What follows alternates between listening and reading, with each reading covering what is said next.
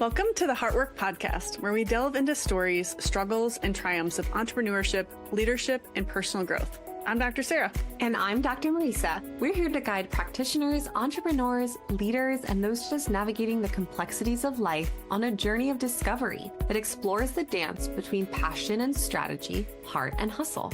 With candid conversations, insightful interviews, and plenty of laughs, get ready to uncover how leading with heart can transform your business and life. Let's dive in. Welcome back to another episode of the Heartwork Podcast. Today, we are so happy to introduce you to an absolute gem of a human being, Dr. Jess Bohlke. She is a powerhouse, an absolute powerhouse who has totally rebuilt her life from the inside out. She has built a clinic that also helps to work with families with the same depth and devotion that she does with her own personal life with herself and the family that she and her husband have beautifully cultivated and created. She is a holistic chiropractor, a mama, the CEO of Journey Chiropractic in Overland Park, Kansas. So shout out to anyone who is in the Midwest. She serves women, infants, and families with gentle nervous system centered chiropractic care. For those that want to know Jess in the hat outside of chiropractor, mama, she carries a very rare story. She was diagnosed with ovarian cancer at 20 years old. She has had a very fiercely honest healing journey that she has also used to share and connect with other women and individuals around the globe. And she has just such conviction that health can feel hopeful and that you can embody that even in the darkest of days. So this conversation that we're going to have today will travel through cancer, through leadership, through motherhood, through burnout, through identity, through embodiment, through team building, all of that real work behind a practice that begins with heart and continues to scale with integrity. So I hope you all can enjoy and expect the wisdom that you will hear from Jess just in your soul and apply that to your business and to your life after you listen to this episode. Thank you so much for being with us today. Wow. Thank you for having me. I have tears in my eyes from that introduction. I feel so blessed by your words. I feel like sometimes we forget even all of the facets of life and how they all really do weave together to tell this big story. And so that was beautiful just for me to hear it. Thank you. You're welcome. Thanks for having me. Oh, we're so glad that you've blessed us with your presence this morning. And so we're going to dive right in. Oh, let's do it. I feel like we all can go through these moments where when we're building businesses, when we're trying to reach certain objections and goals in our life, like we can go into survival and hustle, but there's pivotal points where we figure out that survival ship does not actually lead into leadership. So talk to us about when your story, when your life, when the things that you were navigating stopped being the hardest thing that was happening to you, and you started really embodying that raw, authentic, honest fuel for how life was happening for you and transforming that into the way that you mothered, led, and built your practice today. Wow. I love this. We are going to go really deep right off the bat. I think that first and foremost, before I ever got in a position of leadership with my practice, that raw embodiment happened with a cancer diagnosis at the age of 20. Up until that point, cancer was something I had just heard of on GoFundMe pages or maybe seen in movies. It was never something that I ever thought would happen in my own world, like even in my family. It was just, I felt so invincible to life at that age. I knew I was very sick and I knew that something was wrong. And I knew for a long time that there was something missing that doctors weren't finding. And it was test after test, surgery after surgery. And I had a lot of internal conflict because I thought, well, maybe I'm just weak. Maybe I need to suck it up. Maybe this is normal for girls my age. Maybe they are right. Maybe I'm crazy. You just go through all of these internal battles in your mind of like, why can't I handle this? And in the moment that I was diagnosed, there was equal parts devastation and validation, in the sense that obviously you hear you have cancer, we automatically assume cancer means death. like all of Mhm. us. I feel like we hear so and so has cancer and we automatically picture life without them. And so that led to great devastation because I was young. I had so much life to live. And on the other hand, there was this empowerment in it because I knew I wasn't wrong. I knew all along something very serious was going on. And that validation brought hope that maybe I do know something about my body. And maybe my body was telling me something all along. And maybe if I just listen to it instead of drown it out or shame my way through those inner voices, maybe I can actually heal. Maybe I can actually feel better. And then it became a knowing that that was my truth. Even hearing, you have 5 years to live, or we have to do a full hysterectomy and then radiation and then chemo, and we're not sure. And they were presenting my case to the tumor board at Mayo Clinic in Rochester because it was so rare.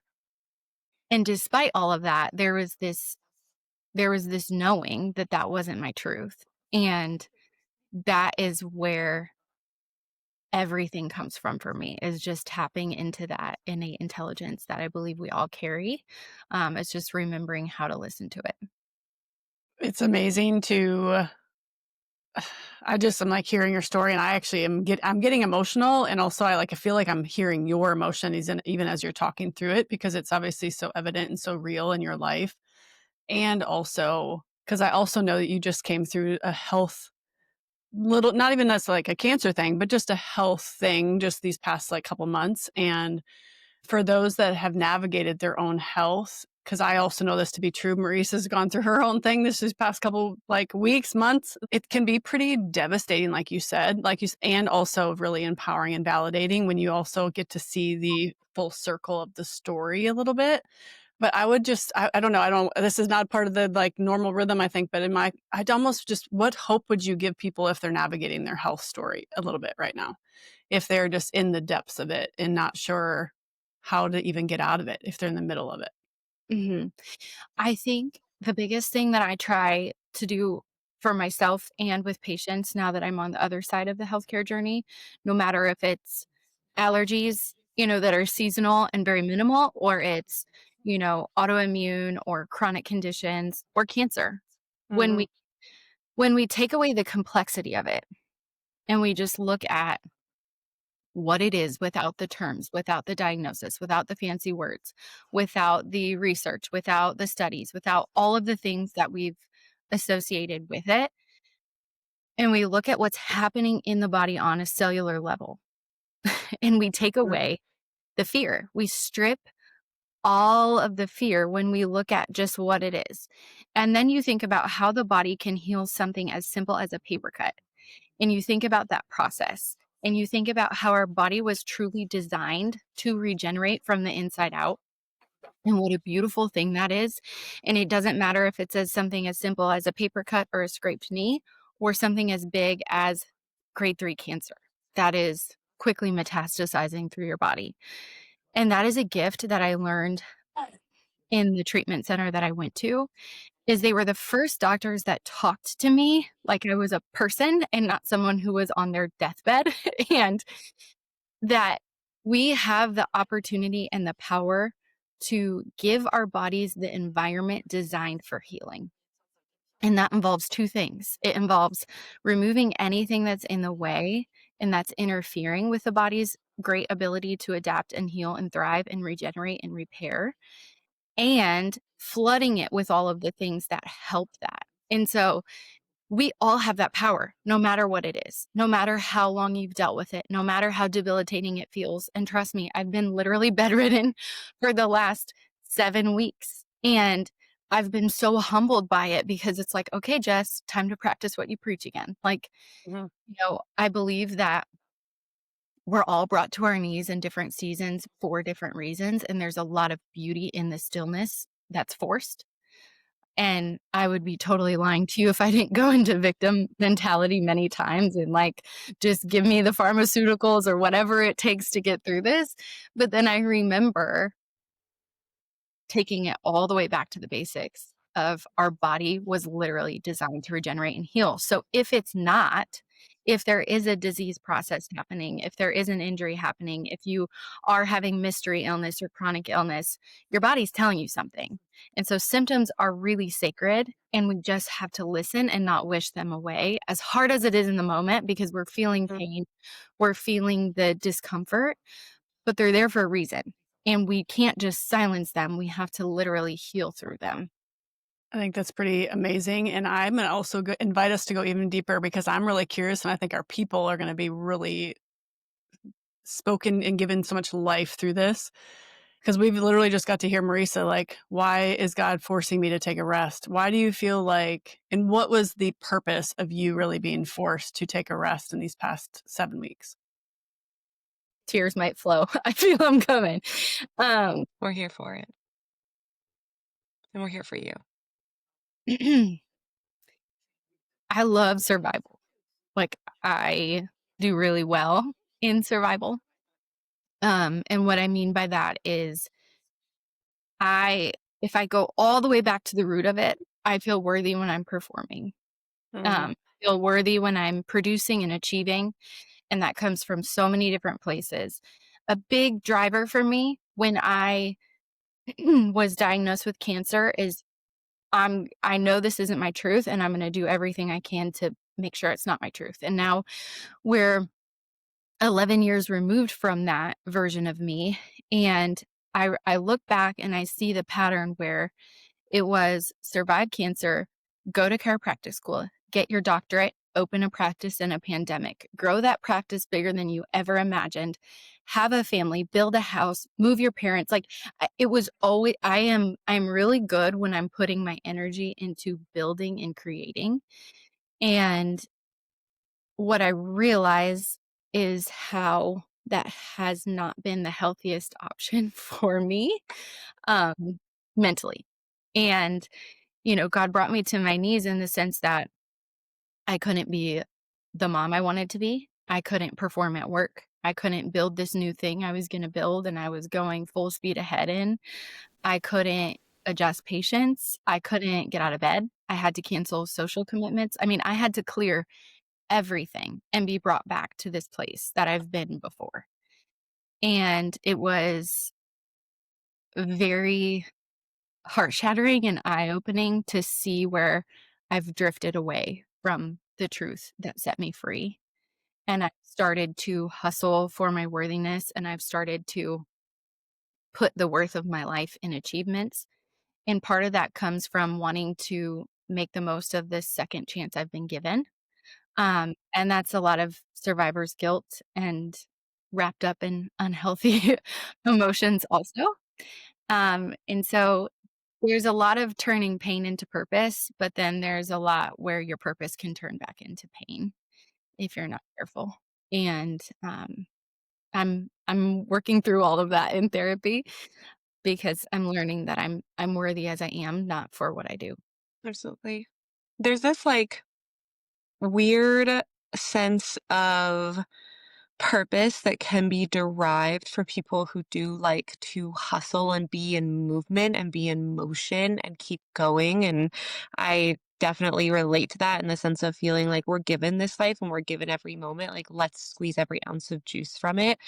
But there's that like feeling of being really strong by constantly pushing back at the pressure that life is giving us and being like, I can do this, I can do this. And the pressure is always there and you're always pushing against something, which gives you purpose. And then all of a sudden, all the pressure has to be removed. And you're like, what do I have to push against? Yes. And something that I realized in that push is I've never paused to just sit back in gratitude. And I would consider myself a very grateful person, but like for periods of time, just like relishing in what is instead of what's next. Also, like my mindset has totally shifted away from trying to be strong and trying to have it all together and trying to be the one that just like can keep getting back up in the sense of like proving myself to shifting that in my mind of I want to be a resilient person. Like I want to have resilience. And when I go low and life knocks me to my knees, I'm gonna sit there for as long as it takes because I know equal and opposites exist and I'm gonna rise back up. But, like, that is being resilient in those weak moments. Like, I don't have to always feel strong, and that's what I struggled with so much is, like, my body was literally weak. I couldn't take a full shower without taking a break or, like, go downstairs and make a meal. It was complete weakness, and it felt like that meant that I am a weak person, and shifting that mindset away from, "No, I'm resilient because I know I'm gonna rise back up, and this season has a purpose too, and this is strength too." And that's been a big lesson in it for me. I think a lot of people avoid that so much because, like you said, they don't wanna perceive or they do perceive that quietness is a sign of weakness, or Mhm, that taking rest is a sign of weakness, that you're not strong to continue to move forward. And mhm. you made a comment about, like, I'm good at creating and building something for your worth and for your value, right? And I think all of us can relate to that in some form or fashion in all of our lives a little bit. And then we get to ask the question, it's like, okay, well, what are we building it for though? Are we just building and creating because we are a survivor and because we like have to prove that whoever you're proving it to at the end of the day, right? It's like, who are you proving it to? Yeah. It's the same rhythm, like, cause I can laugh at that because I've also done that to myself, like, Mhm, it's mhm. like a really narrative for my world as well. And then when you actually get to take the time to sit back and like, okay, well, because you do have a gift, right? Like, I feel like I can hear you, the gift and the warmth and the energy, and I just know you personally. So it's like what you have to offer the world is so brilliant and so like far reaching, probably more than you ever could probably even begin to imagine, right? Thank Uh, you. and so when you think about like what you're creating it for, it's like, where is it coming out of? It's like, if it can come from a place that is purely organic, like, gosh, just imagine the impact versus you doing it for the sense of just, I have to perform for my worth or for, again, whoever you're trying to perform it for. Well, and this is the first season of my life where I felt like it was the latter, where, like, up until this point, it was truly to build this place to serve others, and we're here and we're doing it, and it's kind of I didn't even realize that I was onto creating the next thing simply because that's the speed at which I'm used to living, you know? Sure.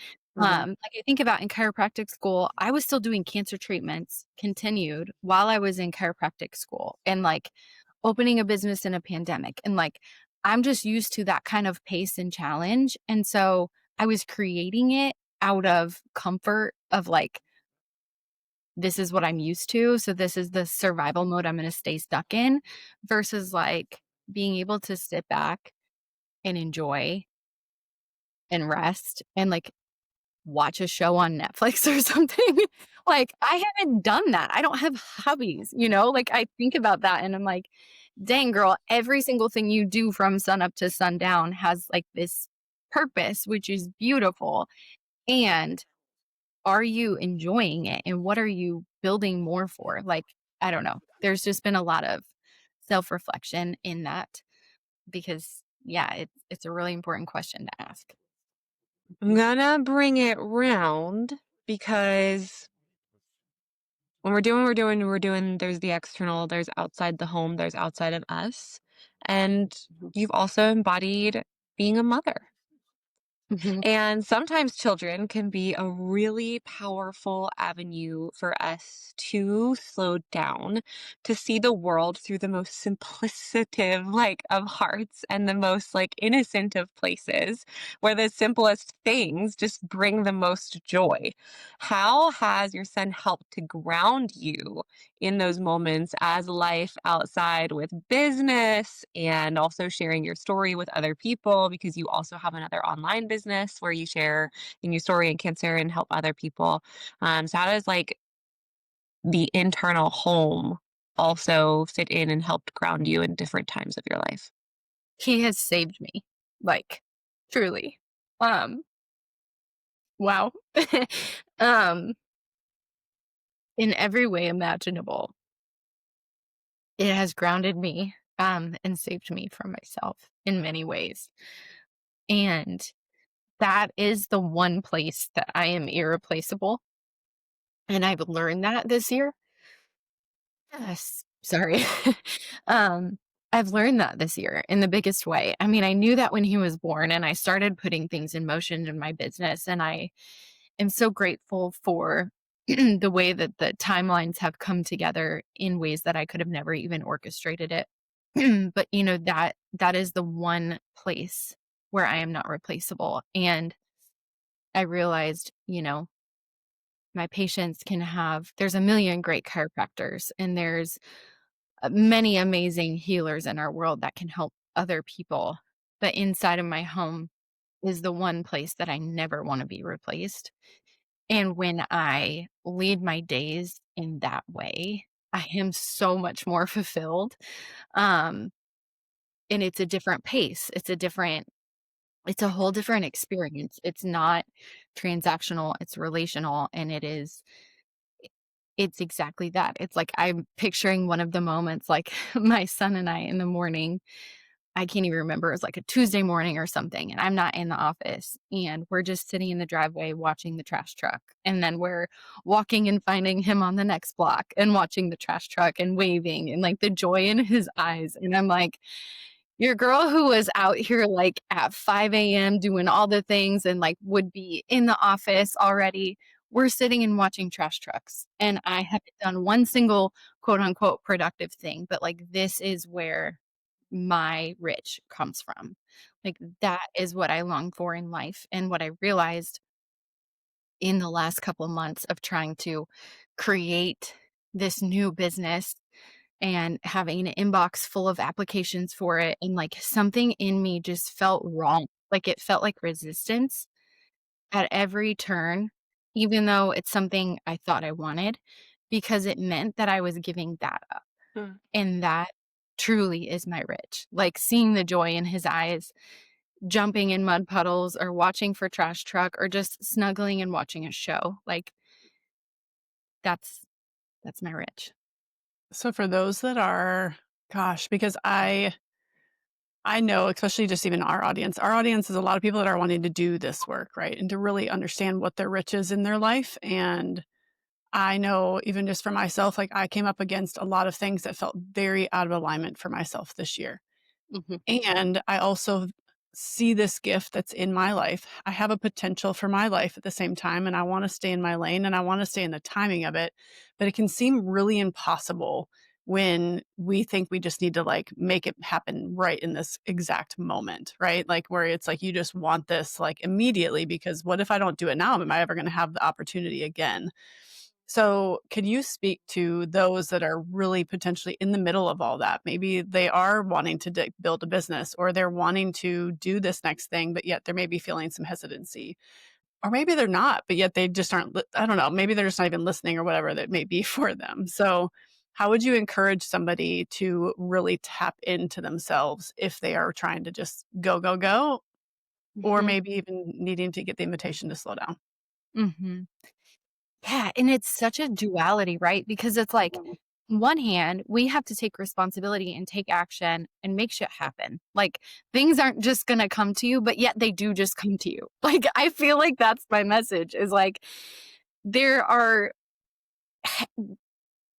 it all goes back to like we talked about with illness. Like when you strip away the complexities and you sit in silence and you tap into your innate and you tune out all of the shoulds and woulds and coulds and you listen and you have this knowing. And when you operate from the knowing, everything starts to happen. Your action brings about more opportunity. It brings about more abundance.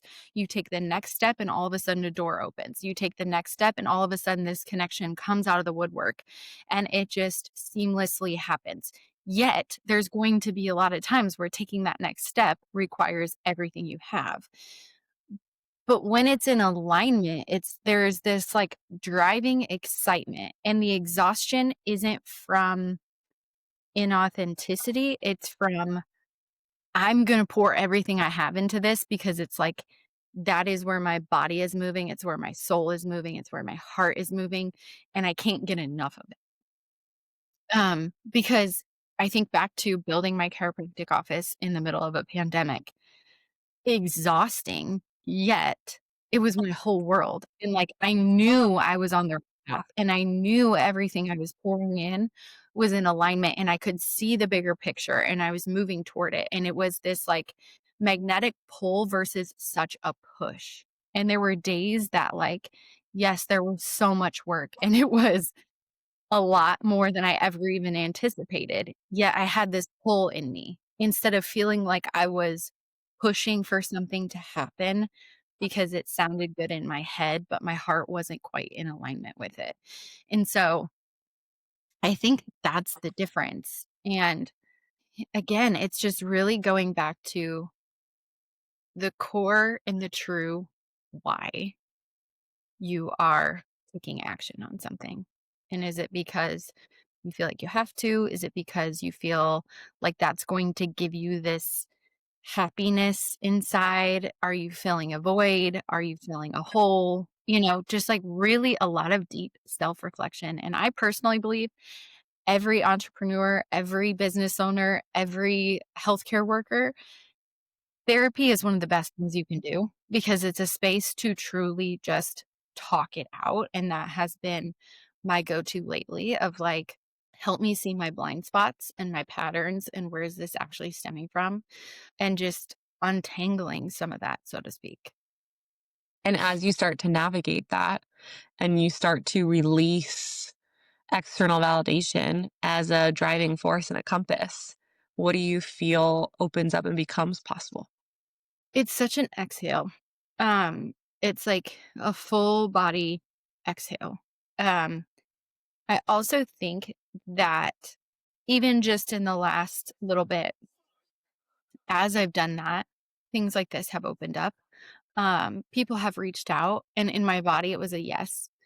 And I also feel like I see this illustration, and I heard it in a sermon one time, and this is something I think of all the time. And it was like this man, and he had all these different colored like little balls in his hands and he was praying to God and he was asking him for this thing. And like God kept throwing him the exact thing that he wanted. Yet he didn't know it because it just bounced off Mm, of his hands because they were too full. And so I ask myself that a lot like, what do I just need to set down? Because maybe I'm not mm, able to receive because I'm so committed to holding things that are not mine to hold, whether it's emotional, whether it's friendships or whatever. It could be a weekly commitment that you feel like you're tied to. It could be something as simple as cleaning out your closet. I just think when we ask ourselves that season of refinement and allowing ourselves not to feel the guilt for setting something down, even if we've carried it our whole life. And when you do that, you have space to receive. And so that's mhm. where I am right now is I'm starting to receive things that are more in alignment, just simple things like it could be an opportunity for a play date with my son. It could be an opportunity for a podcast with you guys. And there are things that feel so good instead of like a resistance, you know? I think that's the brilliant opportunity for people. It's like if it feels beautiful and it feels in alignment, like you said, you're not I don't think either any of us are shy of working really hard for the things that are organically there in front of us, right? And also probably the things we've obviously done them where they're like, well, this is out of alignment for this season, but I'm still working really hard, right? Like we can navigate that too, but it doesn't mean that you can't still understand the difference between the resistance, the push, the pull. I loved how you described that. And then the freaking when you were talking about that, I feel like I almost was almost also envisioning somebody that's juggling so many things up in the air while still having a basket and their hands are just going, but yet they can't catch the ball that's just coming at them. So that's a Yes. beautiful just Mhm. description of how we can navigate life a little bit. For sure. Mhm. So let's take it to the business side of things because obviously like everything that you're navigating and not only health wise and also leader wise, you set up your business in a very beautiful way. I'm curious because I also know I have my own health story that I do share because it also invites, right? We talk about how stories are really a social proof for relatability and vulnerability creates this opportunity of again that relatable aspect of things. So, how have you navigated that around business and really setting your business up for a place of transparency and vulnerability and then also invited your team to embody that as well? Mhm. It's one of my favorite things about what I've built Mhm. is I am not someone different here than I am with my husband, than I am with my team, than I am with my patients, than I am online. And so I think that's kind of a mystery to some people at first. They're like, wait, is this just really how you are? And it is. And I think that that authenticity has built not only a great relationship with patients because I'm a real person too, and I'm Mhm. not speaking from a place of I'm standing up and you're sitting down and I'm talking at you. We're heart to heart. We're eye to eye. We're soul to soul. I understand what it's like to be very sick. I understand XYZ, whatever you're walking through. Everyone's journey is different, but we can relate to where people are at and see where they're coming from. And that's where the name Journey came from is I wanted anyone who walks through our doors, whether they're a teammate, a patient, somebody dropping off marketing materials, to understand that we're here to help you take the next step on your path and your journey. It's not Mm. my journey, it's your journey. And therefore, whether you have never done anything in the holistic health space ever, and this is your first experience, welcome, and we're going to help you lovingly take the next step without shame or guilt. Same goes for team. Where are you at? Where is your journey going? And how can I help you get there? And how can we help each other? And I take leadership of team very seriously. And honestly, it's become my favorite part of practice. I never thought I would have a big team ever. And here we are with 8 people. And that is one of my favorite aspects is just being who I am with them so they can be who they are with me. There's no masks, there's no pretending, there's none of that. And it doesn't mean we can't still have professional boundaries and things like that, but we can be our true selves. And when people can be their true selves, that emits healing into the environment for our patients as well. And that's one of my favorite things to like just observe now that I'm not working every shift in practice. I can just watch the buzz and it's just moms coming in and being who they are, and same for our team and same for me. And so it's really it's freedom. That's true freedom to me, where you Mhm. don't to have it all together. You get to come as you are, and that's Mhm. authentic. Speaking of like having seasons and coming as you are, and obviously we all navigate our own personal lives while also navigating the lives sometimes of the people that we're doing life with. What things, whether it be a system, a rhythm, a ritual, a centering, help you and your team stay grounded in your purpose and mission, especially during busy seasons or during emotional seasons or during times where people are not able to be present in the way that they thought where they were going to be. Obviously, team culture is something that you clearly are very passionate about and nurture. So, what are some things that help your team? We decided to invest in a team bigger than we technically need. And what I mean by that is um no one on my team works every single shift of the week. So everybody has at least one shift off. And we also have multiple people. So we have 2 front desk and 2 doctors on all shift minimum, but we have a team of 8. So there is ability for life to happen and for things not to totally fall apart. And that is one of my favorite things that I've done. Although it's not wise on paper, it's wise in my heart and it's wise in the way that I want to lead people and the way that I want my team's career to be nurtured because it allows for seasons. So whether it's a maternity leave, a sickness, something happened with a car on the way to work, whatever it may be, we can jump in and help one another. And that is our understanding that that's how we operate. And you're going to have a time of need. And a lot of times those seasons can just come together. And so, I mean, just like with me being out sick the past couple weeks. I mean, I've worked here and there, but my doctor team has been able to carry me through that, and I'm going to carry them through seasons. And that's just our understanding. And so that has been one of the biggest investments that I think is wholeheartedly worth it, at least for me in my piece, Mhm. um, because we used to run practice the opposite. The first 3 years, it was like really, really trim team and full speed ahead, and you better be here or the ship's going to sink. And that kind of pressure over time isn't healthy for anyone. And if it isn't healthy for me, it's not healthy for them. Mhm. Uh, and so I would say that's one of the biggest things from a business standpoint. And then as far as the rhythms go, we meet every Monday without fail as a team for an hour at least. And we meet before every shift. And there's time for, hey, this is what I'm walking through today. It's not personal. This is what's happening in the background of my mind. And we all jump in and support however we can, whether it's buying a coffee or sending a nice text or just, I've got you. If you need to take a minute kind of thing. And understanding that we're mature enough and we care enough about what we do that we're not going to abuse that grace in that system.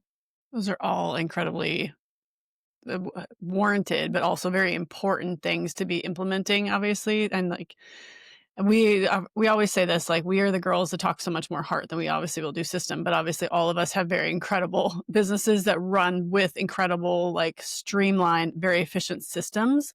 But the Mhm. people behind those systems are what really carry it through, right? And so Yep. you, like you just talked about, like the culture and what you've created allow your team to be able to show up so much more free to be themselves in the midst of a very efficient company at the same time. Exactly. And people are always the bottom line for Yeah. me. Um, and and and that's how we lead before a patient ever walks through our door. That's how we start. That's how we lead. Mhm. And I think patients feel that and they see that and they see, you can't fake it. You just can't. Like if there is not genuine connection between team, you can see it. We've all walked in businesses where we're like, "You're not happy to be here, and you don't care for these people. So why would you care for me?" And so I just really try to embody that as a leader too, where like I try to pour so much into my team in a way that is, yes, authentic, and also like I care so much about them as humans and so much about their goals for their own life and how we can come together for it to be such a win-win. Because I feel so blessed to have them at Journey, and I hope that they feel so blessed in return. And I think when you lead in that way, everybody rises. How do you take that then? I literally was writing down questions as you were talking, but I'm gonna ask this one instead. Mhm. How do you, um, how do you make sure that you don't give past your own limit, right? So, like, as a leader, because I know Mhm. I've had to navigate this too, right? Because when you also are taking care and you do have such a huge heart for your team and for the people that are in your life, how do you keep yourself from at least even acknowledging where that limit is, but also knowing like how you're not going to compromise yourself for the sake of somebody else and not take responsibility for their emotions along the way? Yeah, that's a big one, and I have definitely overextended. I have overgiven. My number one fear is fear of rejection and loss, and that goes for team as well. The big gut check for me is resentment. If I start to feel like I'm resenting what I'm giving or I'm resenting, the situation or it's like this feeling where you're, like, almost upset in your giving, that's unhealthy. Um, and also allowing myself to zoom out and say, "Okay, has this person taken responsibility? Are they fulfilling their side of this as well?" Um, but I think the biggest thing is just resentment because I like to give. It's just who I am. I'm gonna give, and I like to surprise people with how much I give, and I enjoy that, and it's also a big mission of mine, um, through Journey is to give to the people that invest their career there. But every time where I've got myself on the other side over giving, I have had resentment in the moment or I've had fear of losing them. And so Mm. I was giving almost in a manipulative way of like, I'm going to give you this so you can't leave me. You'd be silly to leave or something like that. And that was definitely in the past. But those are the scenarios where it's like I'm giving out of fear because I'm fearing that they're upset with me, or I'm giving out of resentment. And Oh. those two things are not healthy. I've done it Yeah, myself, I think literally anyone can relate to that, whether it be in their Yeah. personal lives, with their families, with their relationships, it's with their businesses, with themselves. Like that is something we can all tap into because it really can tap into, again, just the fear of rejection, fear of not being seen, fear of self-worth, and trying to cultivate that from some kind of external standard or external action that then would help to breed this sense of like safety, but it's really just a lie. Hmm. Yeah, and I would say that's a big pattern for me in all aspects of life that I'm looking at and becoming aware of and really focusing on. And I think business and leadership just reveals where we need to develop personally anyway. And the thing to be careful of is not letting the pendulum swing so far in the other direction that you're no longer who you are. And so it's been two parts for me because sometimes I want to completely flip the switch the opposite way and like hold everything to my chest. And I'm like, that's not who I am either. And so it's a lot of both and it's a lot of learning your patterns and slightly correcting them and not overcorrecting to where your team's like, whoa, like what am I sensing from you? This isn't who Mhm. you are. So I think leadership is it's constant personal development.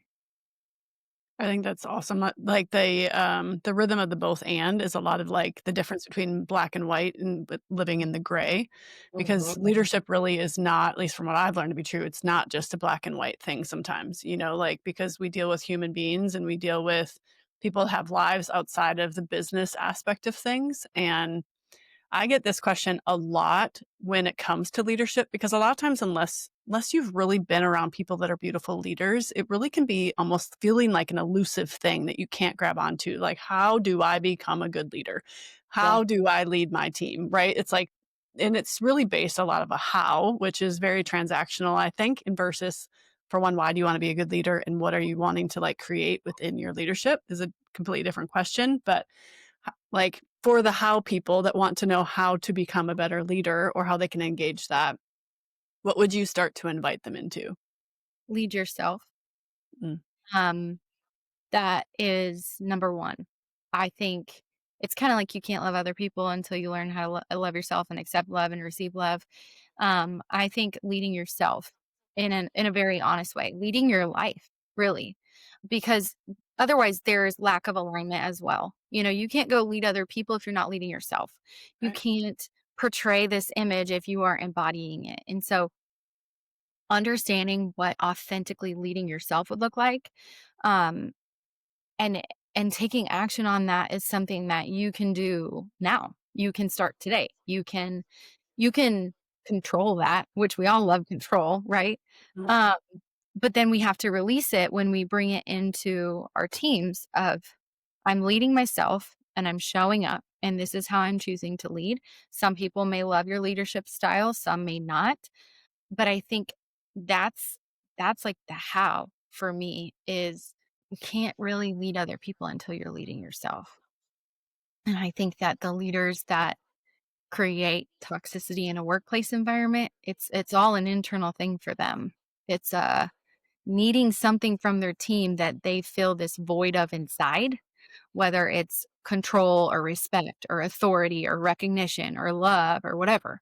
Because when you can step into leadership good in your body, good in your soul, and not needing your team to fill a void for you, that's when you're going to be a great leader because you're going to lead from overflow instead of lack. mm. That's like a mic drop statement right there. Yeah, it's It's it's true. something you have to continually work on, Totally. and that's the beautiful thing about the journey is there is no destination and there's different seasons where I'm like, "Ooh, I'm recognizing that I'm needing this from my team. I need to lead myself in that direction. I need to Mhm. step into that, needing that from not needing that from them." And the same is true in motherhood. Like if I'm needing validation that I'm a good mom or I'm needing, those kinds of things, like I need to lead myself in that so that I can step into motherhood with my son wholeheartedly. And that's what he deserves to. So, you've obviously navigated a lot of life in these wonderful, amazing years that you have been given, and you have gone through a new cycle of learning some new things in this past couple months. So, as you are leading yourself through this new season, what what is coming through this that both excites you and maybe scares you a little bit too? Mhm. I'm so excited to be present instead of being productive. I think I've been so focused on being productive and being a steward of the time I'm given and the opportunities I'm given and the gifts I'm given. I feel so abundantly blessed.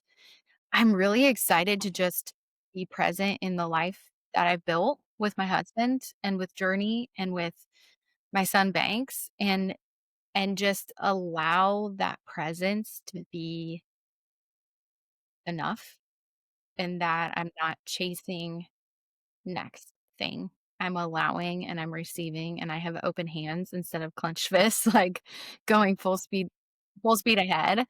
I'm excited to just be present in the life that I've prayed so long for. And I don't know that I have truly allowed that of myself ever. Beautiful. I love it because it's such an honest answer, and I appreciate that honesty from you and that you didn't just try to not that you would have, but I think it's easy just as human beings to almost manipulate an answer to try to make it sound like you're doing these big badass things, you know? Yeah. Yeah. Like, versus it Sure. just be like, Hmm. I wanna show up present. Like, Hmm. like, to so many people that may not sound like, well, like, not that it's literally the most brilliant thing that you could literally want for life. Why would we not wanna show up present? Because like you just said before, if you're showing up present, like, you don't everything is abundant around you, and you are gonna be in alignment with all the gifts that is already meant for your freaking life. Hmm. And so, like, if you just allow yourself to show up present in that journey of your life, like, the impact is literally impossible to understand, but also so much more richer probably than what you could try to manipulate and make happen. So, I just Exactly. appreciate that honest answer so much. Thank you. Yeah, it's taken me several weeks to be okay with it, honestly. Because, I'm like, "Well, that's good for a little while, and then what?" You know?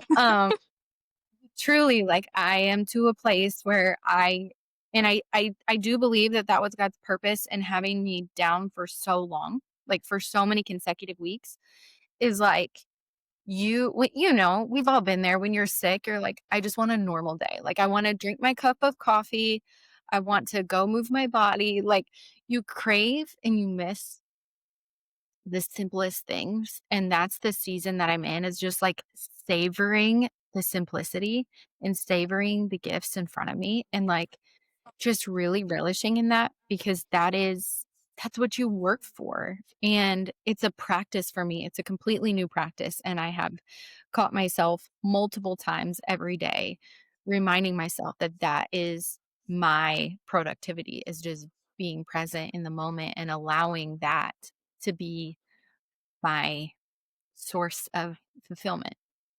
It's so rich, like, it really is, like, that is your richness. You talked about it as your son, but that space is incredibly rich, which is amazing. So, um, I don't know if there's even anything else to add into that.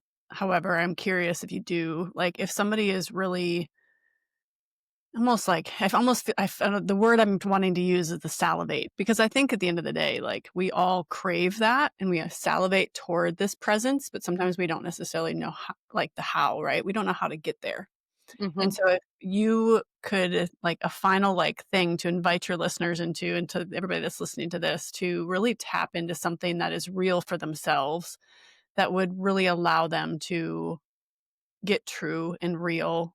Maybe take a pause from the pushing, or maybe not. Maybe it's a season for them to keep pushing, whatever it may be. But if they're really ready to get to that point, what would you invite them into to get honest about? I don't like regret as a motivator, but I'm gonna kinda use it. I think, like, okay, there's 2 parts to this. One, I can't take any credit for because I was scrolling on TikTok and I was, like, weeping watching this TikTok video, and it was like, imagine you are a movie, like, your life is a movie. what would the audience be screaming at you?